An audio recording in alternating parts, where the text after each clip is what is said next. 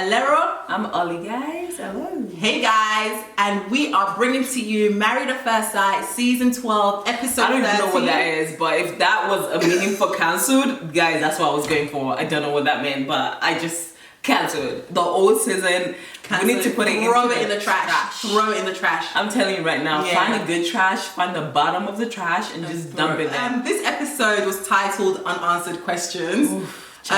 So just a synopsis of what this episode was about. Less than 3 weeks until decision day, and two of our experts, Pastor Cal and Dr. Pepper, meet up with each of the couple to answer or to find out some of the unanswered questions they have that still lingers in their marriage. So you know the drill. We're gonna dive right in with Brianna and Vincent. $9,000 budget. I have three things about them this episode. $9,000 budget. We'll talk about guys. Like even celebrities, like some people like the spousal support they give with 3 kids is like 10 grand a month. Okay, so since you started with finance, I'm sorry, I couldn't. There's nothing else I want to talk about than 9. Okay, let's get into it. She said $400 on personal maintenance. What are you, Chewbacca? Like what are you? So she spends $405 on waxing, and I was like, Brianna, girl, if you're spending that much on the kitty cat, it better be. Cause boy, $405 she must be a month. Bedazzling that area, cause I don't get it. I feel like we're missing something. I feel like it's probably just not the waxing for the $400, but still. Some people. Okay, we have to remember that. She's an engineer. She's very well off. So she needs a kitty cat for. She's very well off. I don't know what the price. $9,000 a month, but you still have savings. Like how much are you making? How much is it? And what is an average engineer in the state making? I don't know, but I suspect that someone like her also has stocks and assets. She's not going to say everything on TV. So are you going to be taking money out of your stock and asset to maintain yourself each month? Okay, so what I want to say is in this episode, they were talking about finances and trying to merge their finances. Brianna is on the spectrum of, you know what, I have worked too hard to be where I am. I want to spend my money. I'm not frugal with money. I want to enjoy and experience life. I'm with her. I totally agree. So part of her budget, so the $405 on waxing caught my attention. The other one that caught my attention was $400 a month on clothing. Sis, we are in a panoramic. Where are you going? Please let me know, ladies. How often do you buy clothes? I buy clothes. My budget thinking about buying clothes is every quarter. That's how I think about it. Except that it's something that is when my clothes no longer fit. Which is happening a lot during COVID. This panoramic. So she's on the high maintenance side. And I wrote that too. I said Brie is high maintenance. She's very high maintenance. And Vincent is now on the spectrum of, look, I just want to save. He made a statement that really stuck to me. He said, I came into this process to be financially stable. I was like, what do you mean by that? Sounds to me like you were wanting a woman that was well-to-do, you know my opinion, a sugar mama. You know my opinion on Vinny, so I'm not gonna repeat it. Okay, let's just pretend that he does have a job, right? Because I know he's an entrepreneur. He just recently started his business. Right. So I do understand the need to be frugal, the need to save. And one thing that I think Brianna doesn't realize about Vinny is I think he's experienced being broke. Right. Do you understand? I don't mean it in a bad way, but he's an immigrant, right? So didn't he recently? Yeah. And I understand being an immigrant. Like I'm also an immigrant.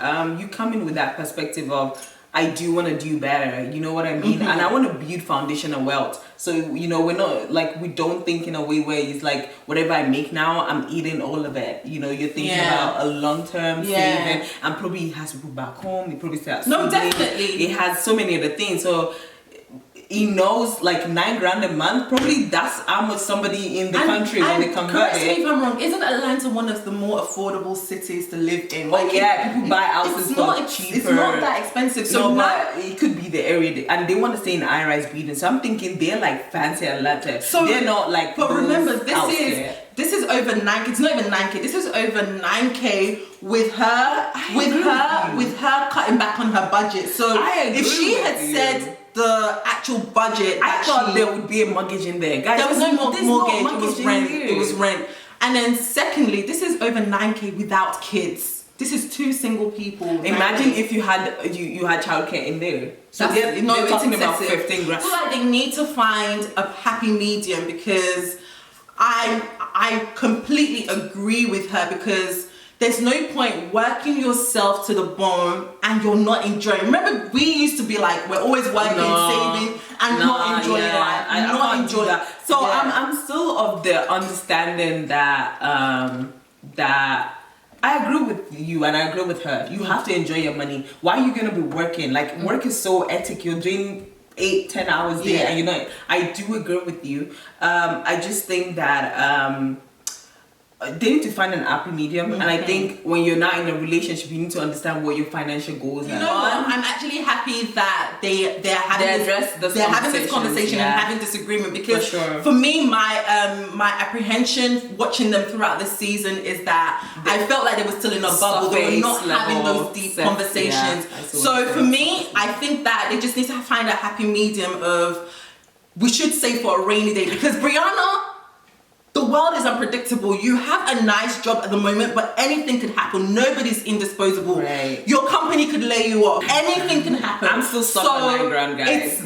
It's prudent to save for a rainy day. Right. And this is where the problem now comes. I think also Vinny is also saving for the fact that he wants to have a family. Oh yeah. And then that leads us to the next point. She has a fear of having kids. Her anxiety and fear is not only about having a baby, it's the fact that she has high blood pressure. So she's thinking about the complications that will come. That's going to come with the high blood pressure is going to increase, gestational diabetes, and all these complications. Right. But so this is where I actually wanted to have this conversation with you. We actually studied biomedical science. Wouldn't it be better for her to have the baby earlier? That's what he said. But that's what later. That's what he said. He said the longer you leave it, the harder it's going to be. So I actually don't think she wants kids. And I think she's using the excuse of her health as a get out of jail card. Really? I think so. Really? I think sound like somebody that I've investigated this. I've tried, spoken to my OBGYN about this medication and but that. Then it could also be like, I always use this as my little cop out. It could also be production, right? They didn't explain all of this. I said I always use as my cop out. I did not lie, right? But I don't know. I guess I'm just I bought into what she said. That's just the way I see it. But I would like to hope she genuinely wants kids, because there's nothing worse than being paired with somebody that's on when the you fence. say genuinely want kids, whether that's through surrogacy, adoption, whatever it is. So you know, some people, because they've never actually really been in a stable relationship, they haven't actually come to the understanding of the terms that I genuinely or I really, they're not romantically in love with kids and that's yet, fine. right? I just think it's unfair on the other party to have to wait until you're come to terms, because that could be 6 months for some people, that could be 2 years, 5 years, and it's really unfair to pair somebody that's really so that's a really good conversation. I also had this little tiff about compromise. She was kind of dictating when he should wake up, because she feels like if he wakes up early, he's more productive. Who would you be dictating to people when they should wake up? It's just that little, you get that snippet of a controlling. She's very bossy. He said, "What's the compromise?" He's somebody that's. She said, "I'll go to bed early."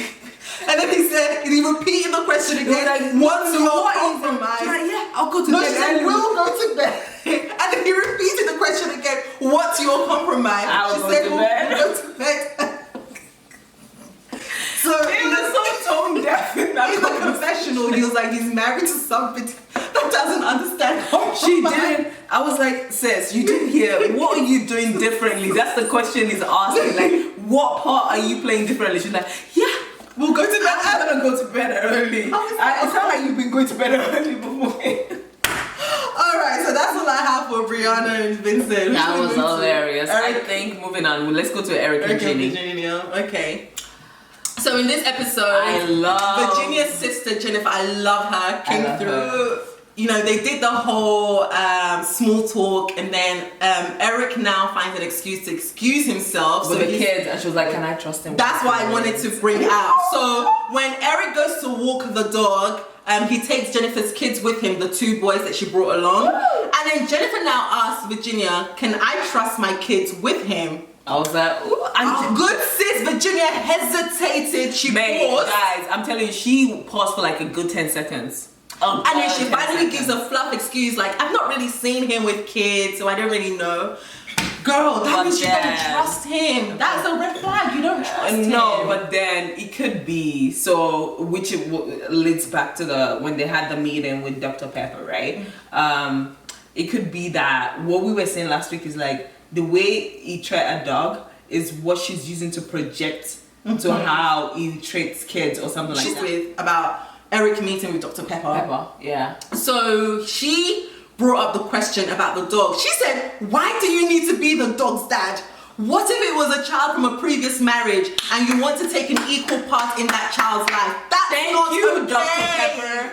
She was like, because he came in with the whole mentality of, okay, Virginia's in the wrong. I'm trying to make our family to be one unit and have ownership of her dog. And Dr. Pepper was like, "Child, who are you to be saying that you're the dog's dad? Chill, let that happen naturally." For sure. So that's when, I don't know if the penny actually dropped or if he was No, I feel like maybe the penny actually dropped. I want to give him the benefit of a doubt. It could be that, but no, it was good for Dr. Pepper to call that out. Yeah, for sure. And then the other thing she said that I loved, which was that maybe you guys should stop drinking. Yeah, wow. Yeah. I was like, Dr. Pepper. He complained about her independence, talking about how she's always out with her friends. Did you see when he said, "Oh, I asked for someone that was independent, but she's too it seemed like this girl might almost be too independent." There's no such thing. You're either independent. There's no such thing as too independent. Like, dude, you asked for someone that's independent and they gave you independence. And it just goes to show that sometimes what we think we want is not what we want. This is a case in point. Yeah, because the thing is that with his controlling attitude, he's struggling to exact himself. Yeah. So now look at when they now went back home and they had a conversation. So he was like, "I feel like there's 4 weekends in a month. I feel like you should reserve." Did he say Dr. Pepper said? No, did he say Dr. Pepper said I should tell you to stop drinking? The guy is back.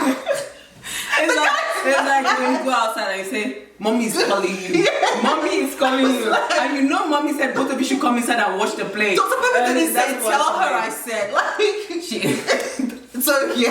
She said I don't want to talk about it. She literally said, but she made a good point that with or without drinking, we would have still had the same conversation. We would still have the same disagreement. For sure. So in talking about the 4 weekends in a month, he was like, "I feel like you should reserve one of those weekends for us."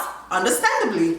Virginia now replies, "Okay, but I'm somebody that I need a plan. If we plan something in advance, then obviously I wouldn't schedule something with my friends on that date." So he didn't just say, "I feel like you should reserve a weekend for us." To be able to cancel. That's the word he used. Yeah, I was coming to that. Yeah, that's the word he used. So it wasn't just a scenario of you should reserve a weekend for us. You should cancel your plans. Because if he said reserve, then she might say, "Okay, that means I can plan ahead and reserve it." But it was like, I should be able to ask you to cancel your plans once in a while. That's what she said. It sounds like you're planning to ask me every week. That's why she said. That's what I got. She said if we were to plan, if you were to tell me, like, for instance, this weekend, obviously nobody in their right mind will schedule where something. Does Eric go? It's like, "Oh, but with my job, he said I can't plan. So that's where the frustration comes from, because you expect her, and it's not nice. You can't just, for instance, if I have plans with you and every week or whenever we have plans, I'm now cancelling on your friends because you're they're gonna stop inviting you to things. It doesn't work like that, Eric. She's told you if you plan ahead. So I feel like she's compromising even to say, Virginia, every weekend you're going out. That girl ain't tired. Are you not tired? No, she ain't tired. That's what she is.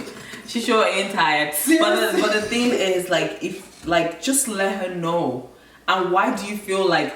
And I feel like when you're talking about, it's like, oh, if I murder you, you should not plan to murder anybody.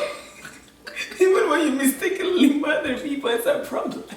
But that's what you're saying. The act of cancellation is not something that needs to be planned. It's something that should just happen, right? But the way I get it is that you're saying, oh, but now I'm telling you now, because if I'm telling you to cancel later, I want you to remember this conversation. And you know it's what? just part of the controlling puppet master thing that he has in his head. And with people that are controlling like that, very soon you will find that they've alienated you from your whole friends and family. And this is just from 4 weeks of dating, of marriage. Right. Now imagine when they've been married for a year, 2 years, even if they even get to that distance. Yeah. He's gonna completely isolate her from everyone. Let's go to Ailey and Jacob, and then we'll move to the last two crazies. I'll let you. One thing I will say, you gotta agree with this. Wasn't Jacob looking like a daddy today? In this episode, I don't know what you're talking about. First of all, why did he have a blazer on? I'm sorry, Jacob was looking like a snack. He was looking like an appetizer. The main meal he was looking like a mama. He had a beard. He needs to keep the beard. Like, he looks so good. Yeah, but I don't know. I don't really have much to say. Yeah, Jacob, it looked okay. I'm tired of Ailey crying. Ailey just don't know how to say. I loved.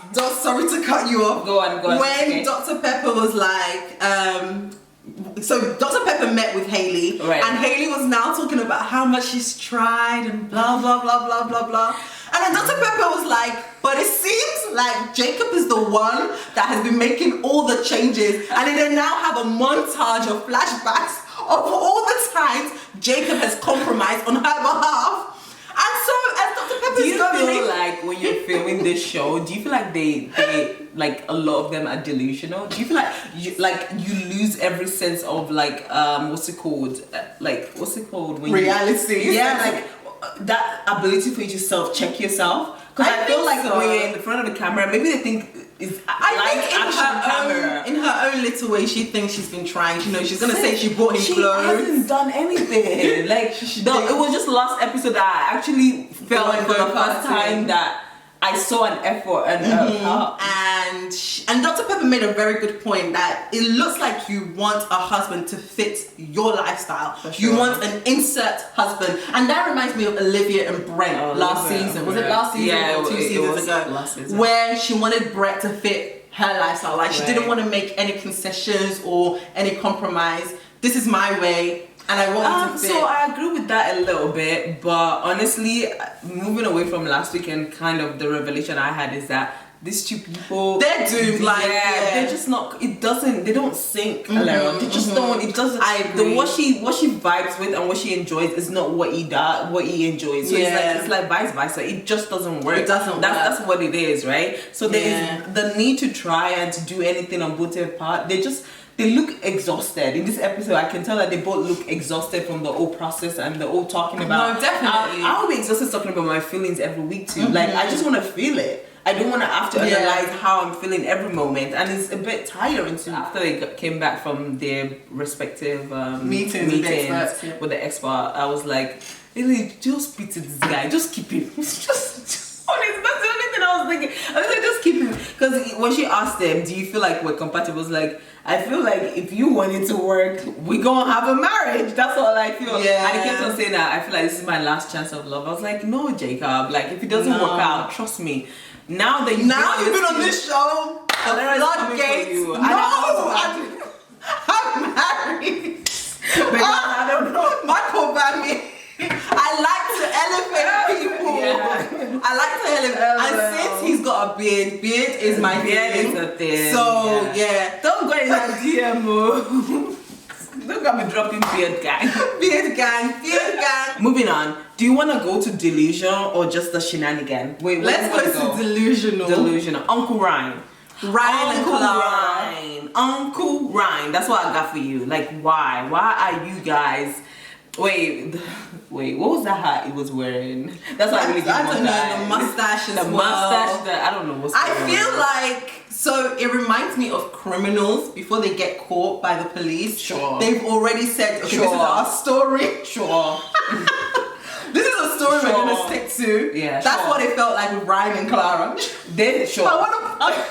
I don't know how she's able to have a conversation with that.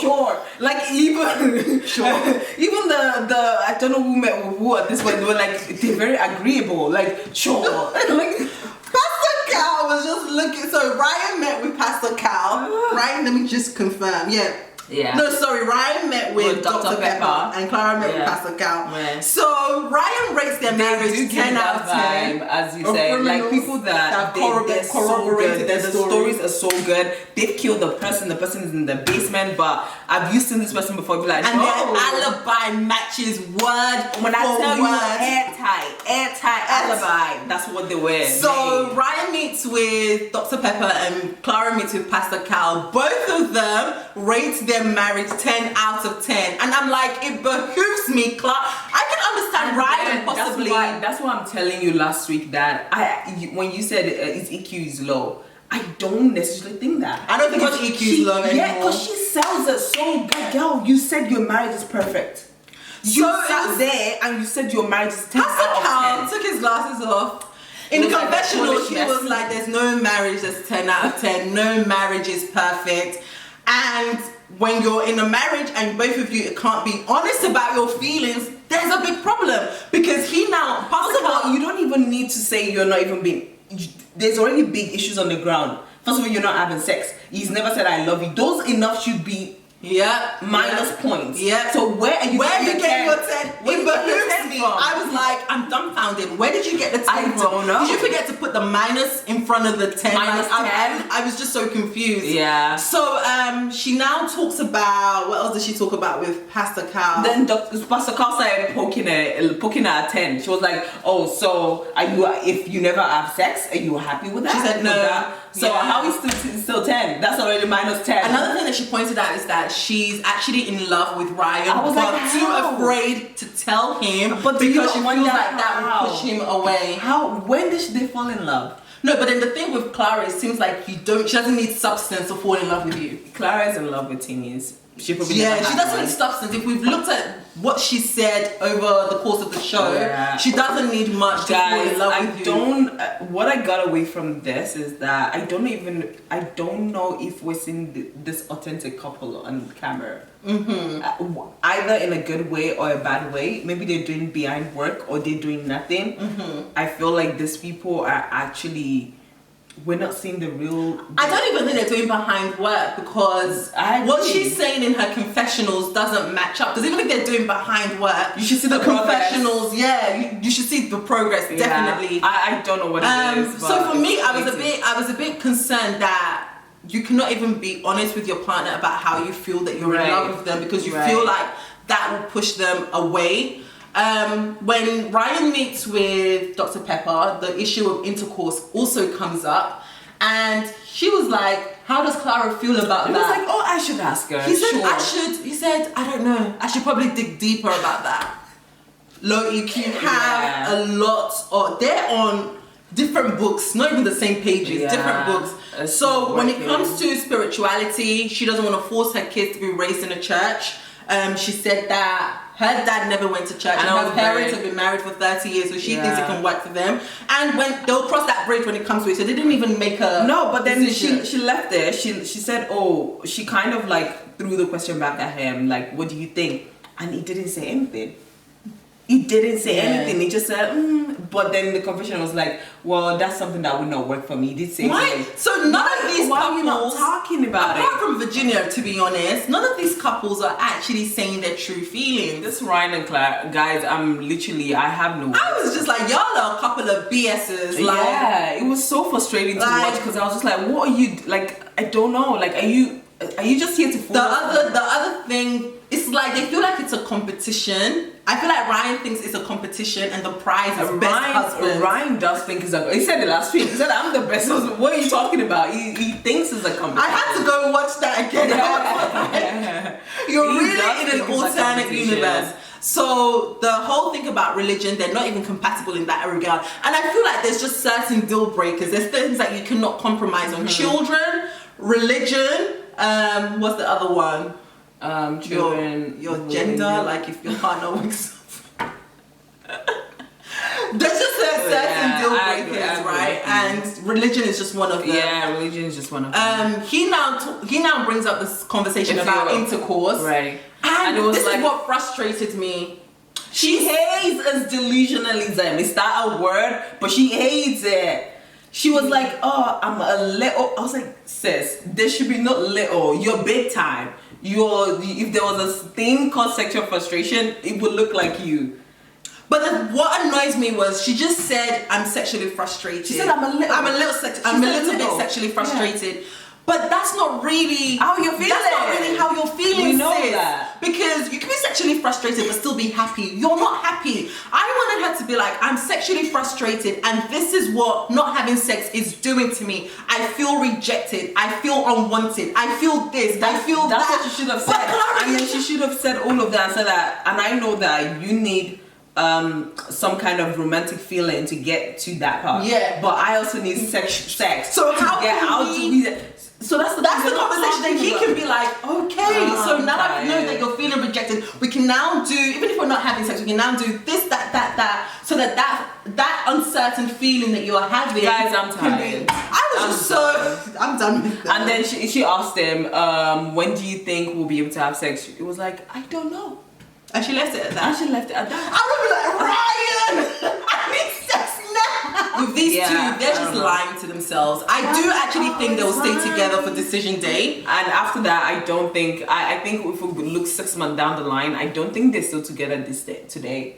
I doubt it. Yeah. Yeah, I think because of Ryan's personality of being perfect and wanting to win the medal for... Maybe he might stay there till he dies, though, because he wants to win the medal. Because he wants to win, yeah. He's you never know. He's really treating this as a competition that I need to come first. Anyways, let's move to Chris Page.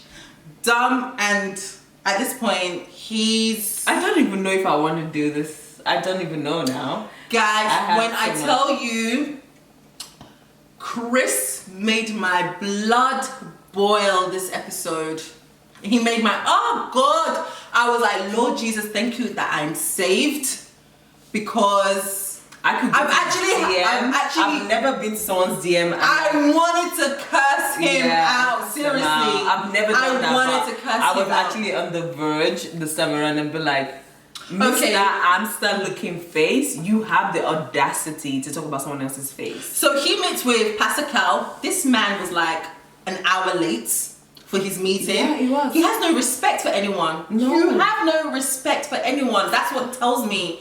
And it actually really breaks my heart, because I feel like after last season, I love the how black men were portrayed. Yeah, I love. Not only was he late, he now walks in, sits down, and so now Pascal launches in saying basically like, you know, what went wrong, and then Chris goes on to say we look good on paper, but the face wasn't it.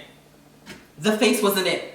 I'm actually mad that Lifetime airs that. But then what upset me even further was Pascal was probing, and I feel like they set the stage for him to be a villain, and he was like, oh, y'all want me to be the bad guy? I'm gonna be the mother effing bad guy. Do you understand what I mean? Because throughout the season, he's been saying he's not attracted to her. So why was Pascal now saying, apart from the physicality, what else is it? He's told us from day one he wasn't attracted to her. And when Pascal probed and said, apart from the physicality, what else? He was like, no, it's the face. And then he now had the nerve to be like... Alera, do you have to say the face though? You don't. That's... What else? So sometimes you could say it's the physicality, but it might not necessarily be the person's face. It might be other things, right? Yeah, I agree. I agree. So I don't know if he had to... It's not even just the fact that he could have just kept saying, I'm just not physically attracted. That's what normal people say. He says, oh, there are millions of girls in Atlanta. He didn't just say the face. No. That's what I was getting to. He didn't just say, so he was like, no, he said, out of all the black queens, white queens, Hispanic queens, y'all chose that. Oh, Lord Jesus. That's it for me. Lord Jesus. That's it for me. Lifetime did not have to air that, because you have now humiliated this woman. It's not like she hasn't been humiliated. I know that you guys probably were trying to make Chris look bad, but you were also damaging someone else's self-esteem. You humiliated her even more. You were actually damaging someone else's self-esteem. Oh. Listen, Paige. Paige, if you watched last night's episode and you are still with Chris, and you're still with, and you ever open your banana for Chris, sis. oh my god. So yeah, he says all of that. Like, if she actually is out there in the world somewhere right now, and she's ever still talking to this guy, I hope that if she was ever with him after the yesterday's show, episode, I hope that after she's watched some of the she's things, like, oh no, I'm done. I hope that's the closure she needed. I really hope so. Because this man does not respect human beings. He does not respect you, period. Yeah. Like, for me, like, I can't even do this guy no more. I can't. I really would appreciate it if they don't even bring him on the screen till we're done. Yeah, I agree. I'm done. His behavior on that episode was despicable. He's wicked. He has no regard for human beings. This is what they talk about. Everything about his behavior was egregious. We never see this is a wicked soul. He's wicked. I want to quickly talk about Paige. She met with Dr. Pepper. Dr. Pepper was like, she called him a narcissist. She called Chris a narcissist. Yeah, she did. She was elevating and uplifting and pouring into Paige. Yeah. And I just feel like it was going in one ear. Well, like, you can see it coming out on that. The other thing that I was just gonna say was she just kept going on about his behavior. To me, it sounds like she was trying to find a reason for his behavior. So, for instance, the car incident, she was trying to rationalize it. She's trying to understand, like, justify. And Dr. Pepper was like, no, he just wanted to hurt you. Yeah, he just wanted to hurt you. Period. I feel like sometimes we women, we're always trying to get closure. Guys, sometimes be mad and move on. Yeah. Don't try and get closure. Don't try and get into that kumbaya. I think that's why she's rationalizing. She's trying to get some form of closure from it. It's okay to be mad. Sometimes madness is what will get you far away from that person. Yeah. You need to be mad at times. But on that note, Paige, don't wear that wig again. Don't wear that wig again. You see, like, girl, package yourself well. So because you see me on YouTube looking like this, like, no. Listen, if I was coming on a show, listen. Like, if you wanna rock your natural hair, let it be that. We saw Amani, we saw Didi, we saw Fiona. Like, if you know that wig is not like your forte, right? Like, it's not what you enjoy doing. Rock your natural hair, but mate, like, let me tell you, number 101 of wig, you gotta pre-pluck it. Your wig cannot just start bam. We're not saying that defines attractiveness or anything. No, it doesn't, but still. Don't give anybody an opportunity to drag you down, to drag you for fuel. Because I was saying this. That wig was not it. No, that wig was not it. It's actually beautiful. There's nothing facially, guys. No joke. And this, I'm not lying. Like, I actually believe this. Like, I'm not even making it up. She's actually a gorgeous girl. It's just the aesthetics of the things that she tries to do. Maybe it's also because she's doing too much because she's on a show. Yeah. The makeup, all of them, their face. But you know what? Beauty's in the eye of the beholder, and we're all entitled to like who we like. Just because he doesn't find her attractive doesn't mean that's also a point. That's fine. But Chris, what you're not gonna do is come on national TV. It's not even just the fact that you don't find her attractive. It's the fact that you keep trying to hurt her. Yeah, it's the fact that you think it's okay for you to invite her with your baby mama to go get a Mercedes for your baby mama. It's those things that shows that you're just a wicked soul. So that's the end of it. All I need for Paige to do is contact a lawyer. Go and get your coin. Sue. She needs to sue somebody. I've been saying this. You need to sue Lifetime. You need to sue the production. You need to sue Chris for undue stress, for the humiliation you've endured, and my mental health. I hope that when their Instagram opens, she's not going to be doing Hot Girl Summer. I need you to show you're broken and get your coin, because you didn't get a husband. They used you as the gimmick this season, and it's not fair. It's not fair. Go get your coins. Let us know what your thoughts are below as the show is coming to end. I think that's 4 episodes. Yeah, I think so. Yeah. Share who you think is gonna make it, who you think is not gonna make it. They should all divorce. And we'll be back again next week, guys. Thank you. So comment, subscribe, and like. Thank you so much, guys. Thank you, guys. Ta-da. Have a good week. Bye.